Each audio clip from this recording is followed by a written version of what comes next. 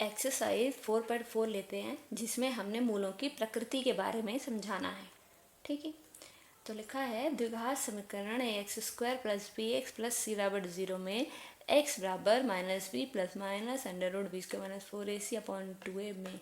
तो ये फॉर्मूला है, हमने पहले बताया हुआ है आपको, ये श्रीधराचार्य विधि से निकाला जाता है। इसको आपने याद रखना है कि ए द्विघात समीकरण होती है ax² + bx + c = 0 है, तो उसमें अगर ये x को इस तरीके से निकाल सकते हो तो ये b² - 4ac यानी ये वाला मान जो है वो इस द्विघात समीकरण का विकर्ण कहलाता है। कौन सा मान है? ब्रैकेट के ये जो अंडर रूट में है। तो b² - 4ac को हम क्या कहते हैं? द्विघात समीकरण का विकर्ण कहते हैं। क्या कहते हैं? द्विघात समीकरण का विकर्ण।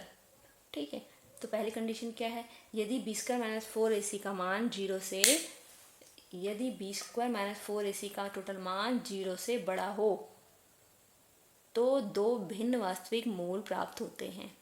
यानी कि अगर इस b² - 4ac का मान 0 से बड़ा हो, को पॉजिटिव वैल्यू हो, तो दो भिन्न वास्तविक मूल प्राप्त होते हैं, यानी दोनों अलग अलग होते हैं और वास्तविक होते हैं।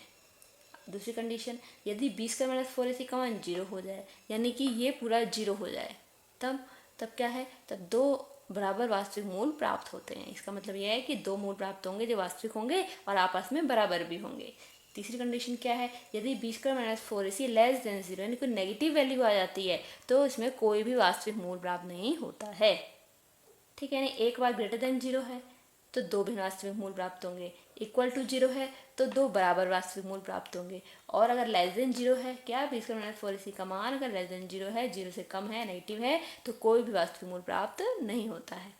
ठीक है, अब सवाल लेते हैं। उदाहरण नंबर 16, द्विघात समीकरण 2x² - 4x + 3 = 0 का व्युत्क्रम ज्ञात कीजिए व इसमें मूलों की प्रकृति भी बताइए। तो जैसा कि हमने पहले भी आपको बताया है कि इसके कितने मूल प्राप्त होंगे? 2। क्यों? क्योंकि द्विघात समीकरण है और इसकी जो हाईएस्ट पावर है वो x की है, जो सबसे बड़ी घात है वो कितनी है? 2। तो इसके 2 मूल प्राप्त होंगे। अब ये कैसे मूल होंगे, उसकी प्रकृति इन तीनों कंडीशनों के आधार पर निकाली जाएगी। ठीक है, तो पहले हम क्या करते हैं, इस पूरी समीकरण की तुलना हम कर देते हैं द्विघात समीकरण से। द्विघात समीकरण क्या होती है? द्विघात समीकरण होती है चूंकि ax² + bx + c = 0, ये होते द्विघात समीकरण। और सवाल दे रखा है 2x² - 4x + 3 = 0, तो इसकी तुलना कराते हैं। तो x² के साथ a है, x² के साथ 2 है गुणांक में, तो a कितना हो जाएगा? a हो जाएगा 2। b कितना होगा? x के साथ गुणांक में -4 है और यहाँ पे x के साथ गुणांक में +b है, तो b का मान हो जाएगा -4। b कितना हो जाएगा? b हो जाएगा -4। और c कितना है? c है +3, प्लस c का मान है +3, यानी c का हम कह सकते हैं, दोनों के प्लस है, कुछ नहीं है तो c का मान 3। अब हमें क्या करना है? अब हमें निकालना है, चूंकि विकर्ण क्या होता है? विकर्ण बताया था हमने, b² - 4ac, ये निकालना है। अब तो b² क्या है? इम्प्लाइज करते हैं, b² है -4 का स्क्वायर, ये b² हो जाएगा -4 × a कितना है 2 और c कितना है 3।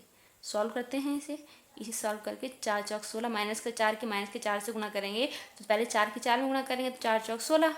इसको ऐसे लिखा जा सकता है ना बच्चों, ऐसे, और इसको ऐसे लेने देते हैं। अब 4 के 4 में गुणा करी 16, माइनस की माइनस में गुणा करी प्लस, माइनस का चिन्ह आ गया, इन तीनों के आपस में गुणा करेंगे, 4 दूनी 8 3 है 24, कितना आ गया? 24।